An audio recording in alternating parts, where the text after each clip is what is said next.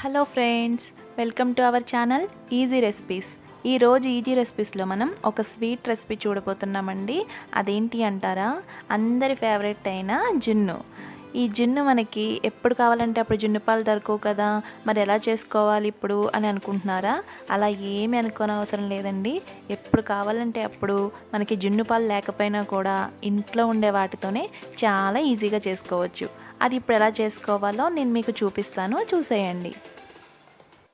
ముందుగా ఇక్కడ నేను 3 ఎగ్స్ని తీసుకున్నా. 3 ఎగ్స్కి పావు లీటర్ పాలు తీసుకున్నా. పావు లీటర్ పాలు అనేది 3 ఎగ్స్కి కరెక్ట్ క్వాంటిటీ అండి. అలాగే 1 కప్ వరకు షుగర్ని తీసుకోండి. మీరు ఈ షుగర్ ప్లేస్లో బెల్లాన్ని కూడా యాడ్ చేసుకోవచ్చు. అలాగే 1 టీ స్పూన్ మిరియాల పొడి, 1 టీ స్పూన్ యాలకుల పొడిని కూడా తీసుకోండి.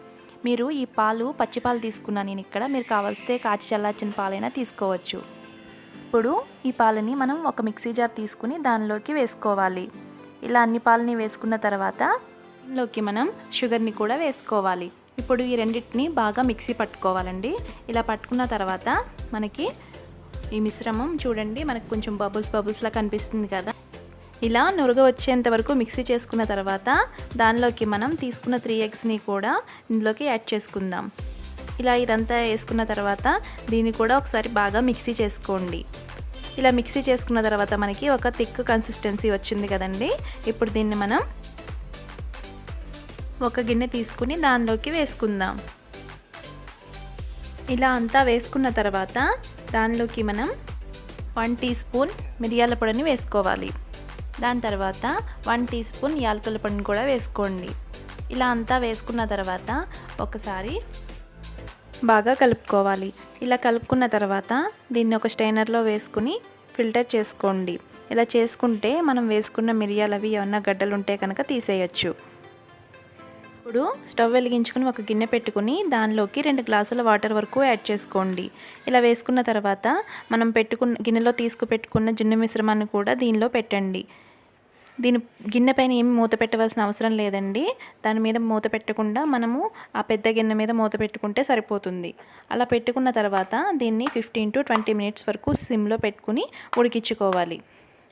ఫ్రెండ్స్, మీరెవరూ కూడా ఇంతవరకు నా ఛానల్ని సబ్స్క్రైబ్ చేసుకోకపోతే సబ్స్క్రైబ్ చేసుకోండి. అలా చేసుకుంటే నేను ఏ రెసిపీస్ చేసినా మీకు నోటిఫికేషన్స్ చాలా తొందరగా వస్తాయి. ఇప్పుడు మనం ఇది ఉడికిందో లేదో చెక్ చేసుకుందాం. ఇప్పుడు దీన్ని మనం ఒక నైఫ్ తీసుకుని ఉడికిందో లేదో చెక్ చేసుకోవాలండి.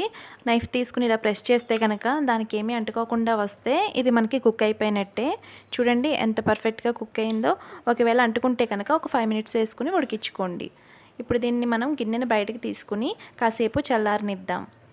ఇలా చల్లారిన తర్వాత చాక్ తీసుకుని ఎడ్జెస్ కట్ చేసుకుంటూ దీన్ని తీసుకుంటే కనుక మనకి రౌండ్గా వస్తుందండి. మనం ప్లేట్లోకి వేసుకుంటే ఇప్పుడు దాని మీద ఒక ప్లేట్ పెట్టుకుని టర్న్ చేసుకుందాం. ఇలా ట్యాప్ చేస్తూ టర్న్ చేస్తే మనకి ఈజీగా వచ్చేస్తుందండి. చూస్తున్నారు కదా, మనకి యమ్మీ జున్ను రెడీ అయిపోయింది.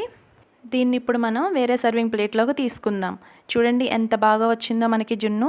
సేమ్ జున్ను పాలు లేకపోయినా కూడా సేమ్ అదే స్ట్రక్చర్తో అదే టేస్ట్తో మనం ఎలా చేసుకోవాలో ఇప్పుడు నీకు చూపించాను కదా. మీరు కూడా ట్రై చేసి ఎలా వచ్చిందో నాకు కామెంట్ సెక్షన్లో షేర్ చేయండి. దానికంటే ముందుగా నా ఛానల్ని మాత్రం సబ్స్క్రైబ్ చేసుకోవడం మర్చిపోకండి. Thank you for watching.